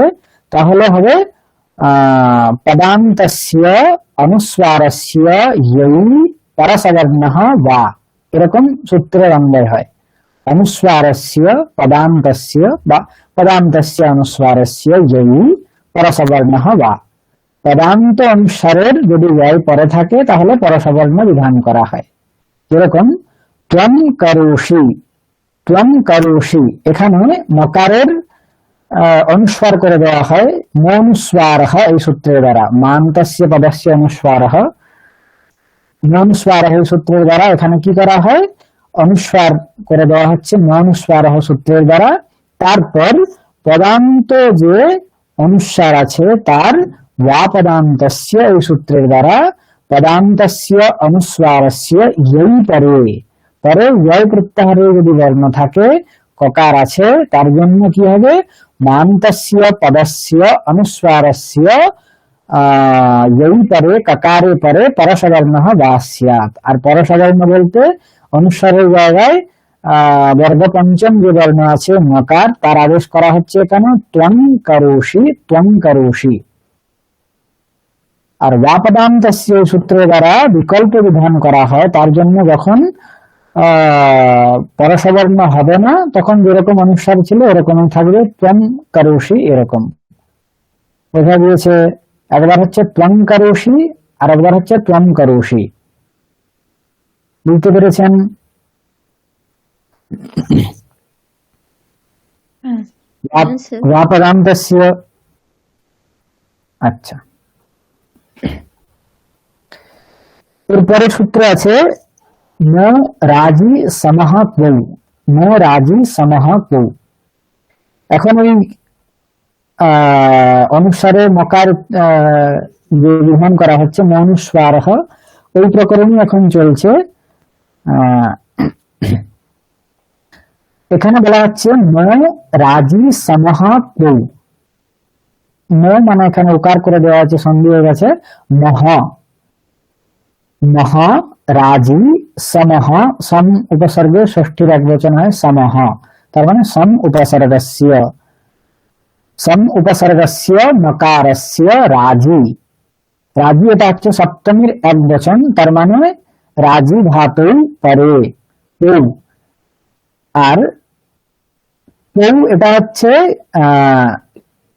কৃ শব্দের সপ্তমীর একবচন কৌ।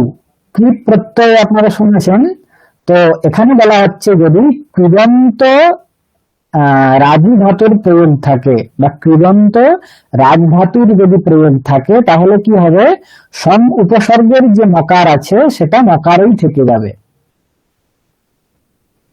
কেননা সম্রাট, এখানে দেখুন সম এর কি প্রাপ্ত ছিল, সমের যে অনুসার মকার প্রাপ্তি আছে ছিল। মনুস্বার সূত্রের দ্বারা অনুসার প্রাপ্ত ছিল, কিন্তু এখানে নরাজি সমাক্ত এর দ্বারা বলা হচ্ছে যে যদি কৃদন্ত রাজি ধাতুর প্রয়োগ হয় তাহলে কি হবে, সম যে উপসর্গ আছে তার মকারের মকারই থেকে যাবে। মনুস্বার এর দ্বারা প্রাপ্ত যে অনুস্বার সেটা হচ্ছে না, সম শব্দের মকারের মকারই থেকে যাচ্ছে, সম্রাট সম্রাট, বুঝতে পেরেছেন? কৃদন্ত যদি রাজধাতুর প্রয়োগ থাকে তাহলে সম উপসর্গের যে মকার তার জায়গায় অনুসারের আদেশ হবে না, মকার যেরকম ছিল এরকমই থেকে যাবে। তার জন্য বলা হচ্ছে কৃদন্তে রাজতৌ পরে, কৃদন্তে রাজতৌ পরে, রাজতৌ ধাতু পরে কৃদন্ত। ধাতু কি ধরনের হবে না, কৃদন্ত ধাতু যদি হয়, কৃদন্ত রাজি ধাতু যদি হয় তাহলে সেই কৃদন্ত রাজি ধাতু পরে থাকলে সম যে উপসর্গ আছে তার মকারের মকারই হবে, অনুস্বার হবে না। মনুস্বার এই সূত্র দ্বারা প্রাপ্ত যে অনুস্বার তার এখানে বাদ হয়ে মকারেরই বিধান করা হচ্ছে সম্রাট। কিন্তু এটা এই যে কাজটা বিধান করা হলো এটা কখন হবে বলুন তো, কখন হচ্ছে এটা বলুন? হ্যাঁ,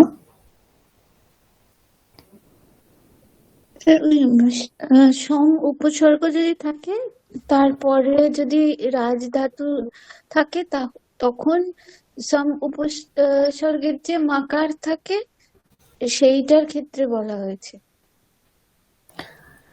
তাহলে তো এখানে হয়ে যাবে। দেখুন আমি একটা স্থল বলছি, সম রাজতে, কিন্তু সম্রাজতে মকার এখানে হয় না, সম্রাজতে এরকম রূপ হয়।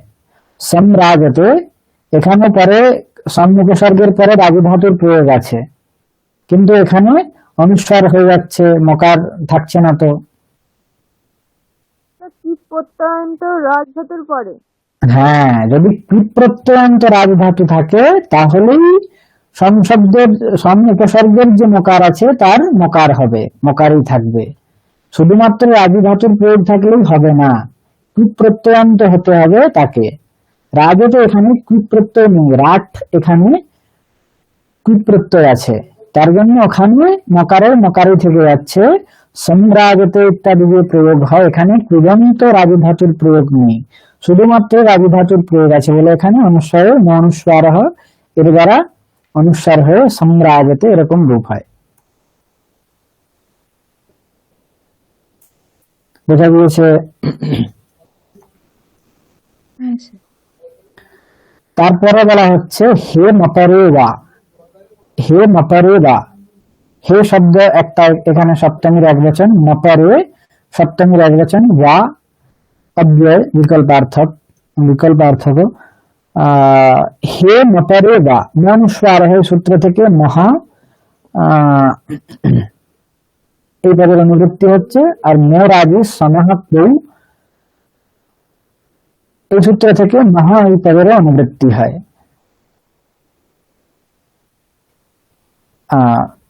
এখানে দেখুন মোর আগে সমহ কেউ, এখানে মহা এখানে হচ্ছে প্রথম একবচন, ঠিক আছে। মোর আগে সমহ কেউ, ক্রীডন্তে রাজতে পরে সমহ মস্য মকারঃ, মহা সমহ মস্য মকারঃ। কেননা ওই সূত্রে কি হচ্ছে, মোর আগে সমহ কেউ, এখানে মন স্বারহ থেকে মহা এই পদের অনুবৃত্তি হচ্ছে, সেখানে হ্যাঁ মন স্বারহ থেকে মহা এর অনুবৃত্তি হচ্ছে। বলা হচ্ছে ক্রীডন্তে রাজতে পরে সমহ, সমহ সম্মিতি উপসর্গস্য মস্য সমহ, ও সরি এখানে এখানে মহা এটা প্রথম আর একবচন হবে, ভুল লেখা আছে, ষষ্ঠীর একবচন হবে না, এখানে প্রথম আর একবচন হবে। কেননা মনস্বারহ এখানে ষষ্ঠীর একবচন আছে, এটার এখানে অনুবৃত্তি হচ্ছে। তাহলে হচ্ছে ক্রীডন্তে রাজতে পরে সমহ মস্য মহা স্যাৎ। মস্য মহা মানে হচ্ছে মকারস্য মকারঃ স্যাৎ। क्रीडन्त राजधातुः यदि परं स्यात् तदा समः सम्मिति उपसर्गस्य मकारस्य मकारः एव आदेशः भवति, न तु अनुस्वारः, এরকম অর্থ। তাহলে মনুস্বারহ থেকে মহা বিভাগের অনুবৃত্তি হচ্ছে, সেটা হচ্ছে ষষ্ঠীর একবচন মকারস্য, এরকম অর্থ। আর মোরাদি সমক্য, এখানে মহা প্রথমার একবচন মকারহ, এরকম অর্থ। তাহলে মপরে হকারে, মপরে হকারে মস্য মহা মহা ওয়া, এরকম সূত্রের অন্বয় হয়। মপরে হে মহা মহা ওয়া, মহা মহা এখানে প্রথমের যে মহা এর অর্থ হচ্ছে মকারস্য মস্য, মহা দ্বিতীয় যে আছে তার অর্থ হচ্ছে মকারহ। তাহলে মপরে হকারে মকারস্য মকারহ ওয়া স্যাৎ, মপরে হকারে মকারস্য মকারহ এব ওয়া স্যাৎ। আচ্ছা, মপরে হকারে এর অর্থ বুঝতে হবে যে মপরে হকারে এর অর্থ কি। দুটো জায়গায় সপ্তমী আছে, তার মানে ম পরে থাকলে হকার পরে থাকলে, কার পরে না বলা হচ্ছে মপরে হকারে, কার পরে থাকতে হবে না, ম পরে আছে এমন হকার যদি হয়, ম পরে আছে এরকম হকার, তার মানে হকারের পর যদি মকার থাকে, ম পরে আছে এমন হকার, মকার পরে আছে এমন হকার, তার মানে হকারের পর যদি মকার থাকে তাহলে সেই মকারের মকারই বিকল্প হয়ে যায়, ঠিক আছে। তার মানে একবার হবে মকারের মকারই হয়ে যাবে, আর একবার মকারের কি হবে, অনুস্বার হয়ে যাবে, মনুস্বারহ। উদাহরণ দেখুন, কিম মালায়তি, কিম মালায়তি, এখানে হকারের পরে মকার আছে, বলা হচ্ছে মপরে হকারে, হকারের পর যদি মকার থাকে তাহলে কি হবে, মহা মকারস্য মহা মকারস্য মকারহ এব স্যাৎ। যদি হকারের পর মকার থাকে তাহলে কি হবে, যে মকার আছে তার বিকল্প মকারই থেকে যায়, তার মানে একবার কি হবে মকারের মকারই থেকে যাবে কিম মালায়তি, আর একবার কি হবে কিম মালায়তি, এরকম দুটো রূপ হবে, একবার মকার হবে একবার অনুস্বার হয়ে যাবে, মনুস্বারহ এই সূত্রের দ্বারা। কিন্তু কখন হবে না, হকারের পরে যদি মকার থাকে তাহলেই হে মপরে বা এর প্রবৃত্তি হবে, না হলে হবে না। কিম মালায়তি দুটো রূপ হচ্ছে, বোঝা গিয়েছে। হ্যাঁ স্যার।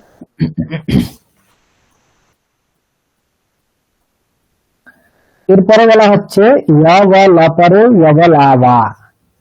দেখুন যেরকম মলায়তি বলা হলো, হকারের পরে যদি মকার থাকে তাহলে মকারই হয়ে যাবে। এখানে বলা হচ্ছে ইয়া ওয়া লা পরে, হকারের পরে যদি ইয়া ওয়া লা থাকে তাহলে ইয়া ওয়া লা ওয়া। তার মানে ইয়া ওয়া লা পরে হকারের পরে যদি ইয়া ওয়া লা থাকে তাহলে কি হবে, বিকল্পে ইয়া ওয়া লা এদেরই আদেশ হবে। ঠিক আছে, এদেরই আদেশ হবে। যেরকম কিম হিয়াহা, কিম হিয়াহা, এখানে হকারের পর ইয়কার আছে। কিম হিয়াহা, এখানে হকারের পরে ইয়কার আছে, তার জন্য কি হবে, ইয়া ওয়া লা পরে, হকারের পর ইয়কার আছে বলে ইয়া পরে কি হবে, এখানে ইয়কারের জায়গায় ইয়কারের আদেশ করা হচ্ছে, মকারের জায়গায় ইয়কারের আদেশ করে দেওয়া হচ্ছে। এখন মকার হচ্ছে অনুনাসিক, তাই তো, তার জন্য এখানে ইয়কারও অনুনাসিক ধর্মবান যে ইয়কার, অ্যাকচুয়ালি ইয়া ওয়া লা এগুলো অনুনাসিকও হয় আবার নিরনুনাসিকও হয়। তার জন্য এখানে অনুনাসিক ইয়কারের আদেশ করা হচ্ছে কিমি হিয়াহা, কিমি হিয়াহা। আর যখন হবে না তখন হচ্ছে কিমি হিয়াহা, এরকম রূপ হবে। হকারের পর ওয়াকারের উদাহরণ হচ্ছে কিম ওয়ালায়াতি, কেউ ওয়ালায়াতি, এরকম। কিম হ্লাদায়াতি, হকারের পরে লকার থাকলে মকারের জায়গায় অনুনাসিক লকার হয়ে যাচ্ছে কিম হ্লাদায়াতি, কিম হ্লাদায়াতি। বোঝা গিয়েছে? স্যার ওই হ্যাঁ স্যার। যেটা মানে হয়ের পরে ইয়াকার থাকছিল বলে আগেরটাতেও ইয়াকার আর মানে চন্দ্রবিন্দুটা আনছি, তাই তো? হ্যাঁ, চন্দ্রবিন্দুটা দেওয়া হয়েছে এখানে অনুনাসিক ধর্ম বোঝানোর জন্য। ও আচ্ছা আচ্ছা, ঠিক আছে ঠিক আছে। ঠিক হ্যাঁ আছে, ঠিক আছে। এখানে যে দেখুন হিয়াহ, ওখানে যে ওয়াকার আছে এটা কিন্তু অনুনাসিক নয়, হ্যাঁ ঠিক আছে। কিন্তু বলা হচ্ছে যদি ইয়া বা ল এগুলো যদি পরে থাকে হকারের তাহলে মকারস্য ইয়কারহ, মকারস্য ওয়াকারহ, মকারস্য লকারহ, এগুলোর আদেশ করা হচ্ছে। কিন্তু এখানে মকার হচ্ছে আমাদের অনুনাসিক ধর্মবান, তাহলে অনুনাসিক ধর্মবান যে মকার তার জায়গায় নিরনুনাসিক ইয়কারের তো আমরা আদেশ করতে পারি না। তার জন্য এখানে অনুনাসিক ধর্মবান যে ইয়কার আছে তারই আদেশ করা হচ্ছে, নিরনুনাসিক ইয়কারের নয়। তার জন্য কিম হিয়াহ, কিম হিয়াহ, এরকম দুটো রূপ পাওয়া যাচ্ছে। হকার ইয়কার পরে থাকলে, ওকার পরে থাকলেও দুটো রূপ হচ্ছে, লকার পরে থাকলেও দুটো রূপ হচ্ছে। বোঝা গিয়েছে? হ্যাঁ স্যার।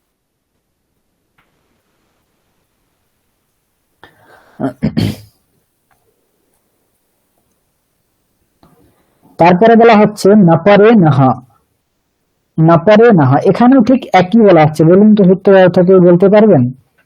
যদি আমি না বলি আপনাদের মধ্যে কেউ বলুন তো। একদম ঠিক একই নকার, হবে। নকার পরে আছে এমন হকার যদি পরে থাকে তাহলে ময়ের স্থানে ন আদেশ হবে বিকল্পে। হ্যাঁ, উদাহরণ বলুন। যেমন উদাহরণ এখানে দিয়েছে উম, উম, কিম হুনতে, হিমুতে, হিমুতে, হয় নয়, হ্যাঁ হ্যাঁ হুনুতে। হ্যাঁ কিন হুনুতে এখানে মানে হয়ে এমন হকার আছে যে যার পরে নকার আছে, হয়ে নয়ে আছে, হ্যাঁ, হকারের পরে মানে ন পরে হকারের পরে, হকার আছে। হ্যাঁ হ্যাঁ, নপরে হকার হ। হ্যাঁ, সেজন্য কিম এখানে যে মকার আছে সেই মকারের স্থানে বিকল্পে নকার হবে, হয়ে কিন হুনুতে হয়েছে। আর বিকল্পে যেখানে হবে না সেখানে মনুসারস্য সূত্রানুসারে ময়ের স্থানে অনুস্বার হয়ে কিন হুনুতে। অ্যাকচুয়ালি নপরে বা মপরে এখানে এরকম, এগুলোর অর্থ হচ্ছে ন পরে ইয়স্য সহ বা ম পরে ইয়স্য সহ।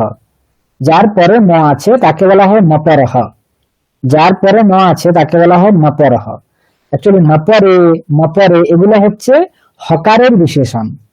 ঠিক আছে, নপরে হে, মপরহ ইয়স্য হকার মপরস্য হকারস্য, তার মানে হকার কি ধরনের হবে না মপর হকার হতে হবে, যার পরে ম আছে। হকার কি ধরনের হবে না বলা হচ্ছে নপরহ হকারহ, যার পরে নকার আছে। এই ধরনের হকার পরে থাকলে তার কি হবে মস্য নহ বা নকারস্য বিকল্পেন নকারহ, একবার মকার হবে একবার নকার হবে। কিম হুতে কিম হুতে কিম হুতে কিম হুতে, এরকম দুটো দুটো রূপ হচ্ছে। বোঝা গিয়েছে? হুম। হ্যাঁ স্যার।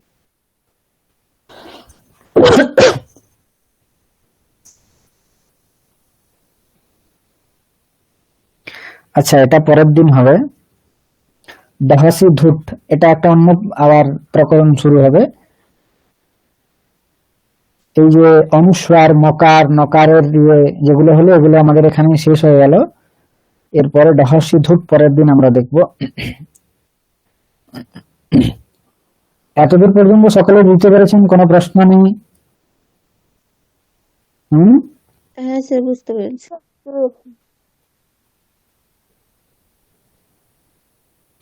কোনো প্রশ্ন নেই তো?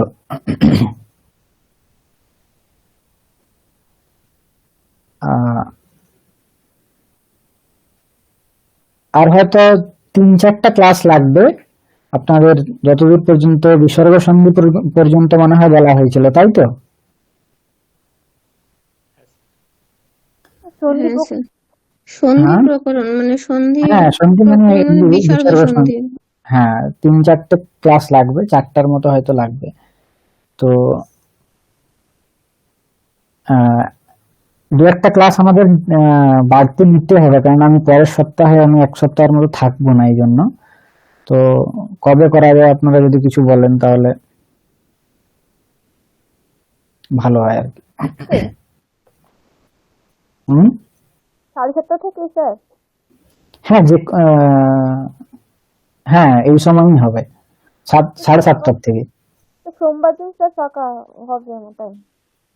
হ্যাঁ স্যার, সোমবারটাই মানে শনিবারও তো ওই ক্লাস থাকে ক্যান্টিনের, সোমবারটাই আমার যা ফাঁকা থাকে, মানে সোম বুধ শুক্র এই 3টে দিন ফাঁকা থাকে। আচ্ছা, সোম বুধ শুক্র। সোমবারে তো মনে হয় প্রশান্ত বাবুর কিছু অসুবিধা আছে। আমার সপ্তাহে একদিনই সমস্যা থাকে, সোমবারে। আর কোনো হ্যাঁ, আচ্ছা। সোমবার বাদে যে কোনো দিন। স্যার, আমরা আর 1 সপ্তাহ রবিবারও পরে আমার অসুবিধা থাকে না, কিন্তু ওই তুহিন আমরা 1 বাবুদের সপ্তাহ তো পরেই ক্লাস ক্লাস করি স্যার, সেটা ভালো হয় মনে হয়। যে আমরা যেটুকু পড়েছি স্যার এটুকু যদি আরো মানে আমি দেখি বা আমার জন্য আরো একটু ভালো হয়, যে আমরা যদি আপনার যদি অফ থাকে আমরা পরের সপ্তাহে ক্লাস করব 1 সপ্তাহ গ্যাপ হ্যাঁ, দিয়ে। তাহলে অসুবিধা নেই। হ্যাঁ আমরা স্যার, একটু সময় থাকলেই ভালো হয়, মানে আমরাও একটু আজকে পড়তে পারি। ক্লাসে যেগুলো পড়িয়েছেন স্যার, হ্যাঁ একটু সময় পেলে একটু আরেকবার যখন আমি দেখবো বা যখন আপনি ভিডিওটা আপলোড করেন, ওটা যখন হ্যাঁ আরেকবার দেখি তখন আমার কাছে আরো অনেক ক্লিয়ার হয় ওটা। হুম। একটু আপলোড না, করলে কিন্তু আমি ওটা দেখুন, আবার দেখি। ক্লাসে এমন ভাবে করে নেবেন যেন ওটার প্রয়োজন না পড়ে, ঠিক আছে? এটা বুঝছি ক্লাসে স্যার, এটা ক্লাসে যতক্ষণ না বুঝবেন বারবার জিজ্ঞেস করবেন, মানে এমন যেন না হয় যে পরে গিয়ে আপনাকে আবার ওটা করতে হয়। পরে অবশ্যই পড়াটা উচিত বা ভালো, কিন্তু ক্লাসে এমন ভাবে বুঝে নিতে হবে যেন পরে আর আমাদের রেকর্ডিং দেখার কোনো প্রয়োজন বা শোনার কোনো প্রয়োজনই না পড়ে, ঠিক আছে? এগুলো প্রক্রিয়ার অংশ, তো পার্টিকুলারলি বুঝতে হবে যে কোন জায়গায় কোন ধর্মের। হুম। ক্লাসে আপনি পড়ালে আমি বুঝতে পারি। আসলে আমি আপনি যেভাবে পড়াচ্ছেন স্যার, এইভাবে আমি কখনো আসলে বাংলাদেশে এভাবে পড়া, আর আমি এভাবে পড়িনি। আমি এমনি সন্ধি বা এগুলো যেগুলো পড়িয়েছেন সেগুলো আমি যেভাবে পড়েছি, মানে কিন্তু আপনি যেভাবে পড়াচ্ছেন আমার খুবই ভালো লাগছে। কিন্তু আসলে বাংলাদেশে এরকম পড়ানো হয় না কখনো স্যার। তো ও মানে আমি শিখতে না অনেক ভালো লাগছে। মানে কিন্তু আয়াত সবকিছু বুঝতে পারছি, কিন্তু এটা আয়ত্তে নিতে একটু সময় লাগছে আর কি। এই হুম। আর অ্যাকচুয়ালি সন্ধির ক্ষেত্রে কি হয়, অনেক সূত্র একসাথে প্রাপ্ত হয়, তো এই জন্য অনেক কিছু মাথায় রাখতে হয়। হ্যাঁ, সেটাই। তাহলে অসুবিধা নেই, আমরা পরের সপ্তাহে যদি 1 সপ্তাহ পিছিয়ে যায় তাহলে হয় না, অসুবিধা আপনাদের না থাকলে কোনো নেই। স্যার, আমার না বেশ অনেক কটা ক্লাস আগে একটা সূত্র ছিল, সেইটা পরে পড়তে গিয়ে আবার মানে অনেক ভুলে গেছি মনে হচ্ছে। তো আচ্ছা, বলুন কি সূত্র? এতে ধাত ইউটসু বলে যেটা ছিল, ওখানে অনেক কটা বার্তিক ছিল, তো হ্যাঁ সবকটা হ্যাঁ, বার্তিকের মানে ঠিক ভালো করে মনে হচ্ছে এখন বুঝতে পারছি না। কোন বার্তিকটা বলুন? অক্ষাদোহিন্যাম উপসংখ্যানম, এরকম একটা বার্তিক ছিল। হ্যাঁ, অক্ষাদোহিন্যাম উপসংখ্যানমটা ওইটা একটু বুঝার অসুবিধা আছে। তারপরের গুলো তো বুঝেছি, যে ওই অক্ষৌহিণী তারপরে সেনা ওগুলো ইত্যাদি তো, যে উদাহরণ আছে, হ্যাঁ হ্যাঁ। ওগুলো ঠিক আছে। এটিয়ে ধত্তুটসু, এই সূত্রের অর্থ কি বলুন তো আগে? উম, ওইটা খুব একটা মানে ভুলে ভুলে গেছি, ওইটা বুঝতে বা পারছি না। এটিয়ে ধত্তুটসু এর দ্বারা কি হয়? উম, আহ, অবর্ণর পরে মানে ইয়ে হয়, বৃদ্ধি একাদেশ বৃদ্ধি হয়। হ্যাঁ, বৃদ্ধি বৃদ্ধি, একাদেশ হয়। বৃদ্ধি একাদেশ হয়। কখন হ্যাঁ, হয় না? এটি এধতি উৎসু পরেষু, এটি এধতি উৎসু পরেষু, হ্যাঁ। অবর্ণাদ এজাদ্যোহ এটি এধত্যোহ উঠি চ পরে বৃদ্ধির একাদেশ হয়, এরকম মনে হয় ইয়ে আছে, সূত্রের বৃত্তি আছে। অবর্ণাদ এজাদ্যোহ, অবর্ণের পর যদি এজাদি, এটি এবং এধতি ধাতুর প্রয়োগ থাকে এবং উঠ পরে থাকে, তাহলে বৃদ্ধি এবং একাদশ হয়। যেরকম একটা উদাহরণ আছে, উপ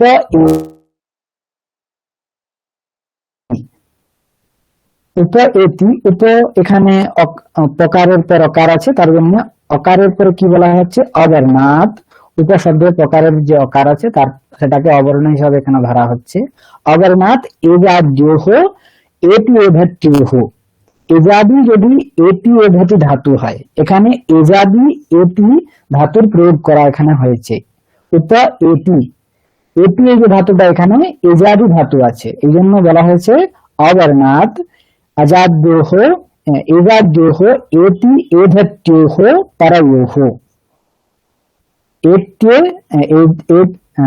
অবর্ণাৎ এজাদ্যোহ এতি এধত্যোহ পরয়োহ, এতি এধতি যদি পরে থাকে তাহলে কি হবে? বৃদ্ধির একাদশঃ স্যাৎ, বৃদ্ধি এবং একাদশ হবে। আর বৃদ্ধি একাদশ বলতে কি বোঝানো হয়? ওই একাদশ বলতে হ্যাঁ, একাদশ বলতে কি বলুন তো? আগের পদের শেষ বর্ণ আর পরেরটার প্রথম, ওই দুটো হ্যাঁ, মানে স্থানে একটাই হয়ে যায়। হ্যাঁ, দুটো স্থানিক জায়গায় একটা আদেশকেই বলা হয় একাদেশ। হ্যাঁ, ঠিক আছে, দুটো স্থানিক জায়গায় একটা আদেশ হয়। তো এখানেও একাদেশ হয়ে যাচ্ছে, তার মানে কার কার আদেশ হবে বলুন তো? ভেবে বলুন। উপ এতি, অবর্ণের উপসর্গের অকার যেটা সেটা, আর পরের যে এতি বা এ ধাতি, এইগুলোর একারের। হ্যাঁ, তাদের জায়গায় বৃদ্ধি আদেশ হবে। আর বৃদ্ধি বলতে আমরা কাদের বুঝি? ওই মানে ওই কার হবে এখানে। হ্যাঁ, বৃদ্ধি বলতে বৃদ্ধি শব্দের দ্বারা কাকে দীর্ঘ বোঝানো হয়? আকার, দীর্ঘ আকার, দীর্ঘ একার আর দীর্ঘ ঔকার। হ্যাঁ, আ, ঐ, ঔ, এগুলোকে বৃদ্ধি বলি আমরা। কেন কেন এগুলোকে বলা হয়? সূত্র প্রমাণ আছে কি? হ্যাঁ, বৃদ্ধি রেচি সূত্র আছে। বৃদ্ধি রেচি, না, বৃদ্ধিরা দইস। হ্যাঁ, বৃদ্ধির আদৈচ। বৃদ্ধি সংজ্ঞা কাদের হয়? আ, ঐ, ঔ। তাহলে এখানে বলা হচ্ছে যে বৃদ্ধি একাদশ হবে, অকার এবং একারের জায়গায় বৃদ্ধি হয়ে ঐকার হবে, তাই তো? তার জন্য ঐকার হয়ে হচ্ছে উপৈতি। ঠিক একইভাবে উপ এধতে উপৈধতে। আর পৃষ্ঠৌহঃ, আরেকটা উদাহরণ আছে, পৃষ্ঠৌহঃ বলা হয়েছে এটি এধতি উৎসু, যদি উট পরে থাকে তাহলেও কিন্তু বৃদ্ধি হয়। যেরকম পৃষ্ঠ উহঃ, পৃষ্ঠ উহ, উহ এই যে প্রয়োগটা আছে এখানে উট আছে, উহ যে পদটা আছে তার মধ্যে উট আছে, তার জন্য উদ্ভিতরে, উহ যে শব্দটা এখানে উট আছে তার জন্য উট পরত্বম আছে বলেই আহ তৃতীয় ধাতুটসু এই সূত্রের এখানে প্রবৃত্তি হবে পৃষ্ঠ উহা পৃষ্ঠৌহা পৃষ্ঠৌহা এরকম রূপ। তো এখানে একটা বার্তিক আছে অক্ষাদ ওহিন্যাম উপসংখ্যানম, অক্ষাদ ওহিন্যাম উপসংখ্যানম। অক্ষ শব্দের পর যদি উহিন শব্দ থাকে তাহলে কি হবে, তাদের পূর্ব এবং পর বর্ণ যে আছে তাদের জায়গায় দীর্ঘ বৃদ্ধির একাদেশ হয়ে যাবে। অক্ষ অক্ষ শব্দের পর, তার মানে যে উদাহরণ আছে অক্ষোহিনী, অক্ষ উহিনী, অক্ষ উহিনী, অক্ষ শব্দের যে অকার এবং উহিনী শব্দের যে দীর্ঘ উকার আছে তাদের জায়গায় বৃদ্ধি একাদেশ হয়ে ঔকার হয়ে যাচ্ছে অক্ষৌহিনী, অক্ষৌহিনী এরকম রূপ। অক্ষাদ উহিন্যাম উপসংখ্যানম। দেখা গিয়েছে? হ্যাঁ হ্যাঁ, ঠিক আছে। তো তারপর আরেকটা বার্তিক আছে প্রাদ উহ উধ উধি এষ এষ্যেষু। প্রাদ উহ উধ উধি এষ্যেষু। এখানে বলা হচ্ছে প্রাদ, প্রাদ শব্দের অর্থ হচ্ছে প্র শব্দের পঞ্চমীর এক বচনে হয় প্রাত, প্রাদ করে দেওয়া হয়েছে এখানে। প্র শব্দের পর যদি কি থাকে উহ উধ উধি এষ এষ্য ইত্যাদি যদি শব্দ থাকে তাহলে তাদের বৃদ্ধি একাদেশ হয়, এদেরও বৃদ্ধি একাদেশ হয়। প্র শব্দের পর যদি উহ উধ উধি এষ এষ্য ইত্যাদি শব্দ থাকে তাহলে বৃদ্ধি একাদেশ হয়। এখানে রূপ হবে প্র উহ প্রৌহঃ, প্র উধ প্রৌঢঃ, প্র উধিঃ প্রৌঢ়িঃ, প্র এষঃ প্রৈষ্যঃ, প্র এষ্যঃ প্রৈষ্যঃ। বোঝা গিয়েছে? এগুলোর ক্ষেত্রে অ্যাকচুয়ালি ইঙ্গি পররূপম আদ গুণঃ ইত্যাদি যে বিধিগুলো আছে এগুলো প্রাপ্ত ছিল, সেগুলোকে নিষেধ করে এখানে আহ আহ এই তৃতীয় ধাতুটসু এর দ্বারা বৃদ্ধি একাদশ করা হচ্ছে, অক্ষাদ উহিন্যাম উপসংখ্যানম এর দ্বারা বৃদ্ধি একাদশ করা হচ্ছে, এবং প্রাদ উহা উধা উধি এষ এষ্যেষু ইত্যাদি বার্তিকের দ্বারা এখানে একাদশ করা হচ্ছে, বৃদ্ধি একাদশ বিধান করা হচ্ছে। বুঝতে পেরেছেন? হ্যাঁ স্যার, ঠিক আছে। আচ্ছা, আর কারো কোনো প্রশ্ন?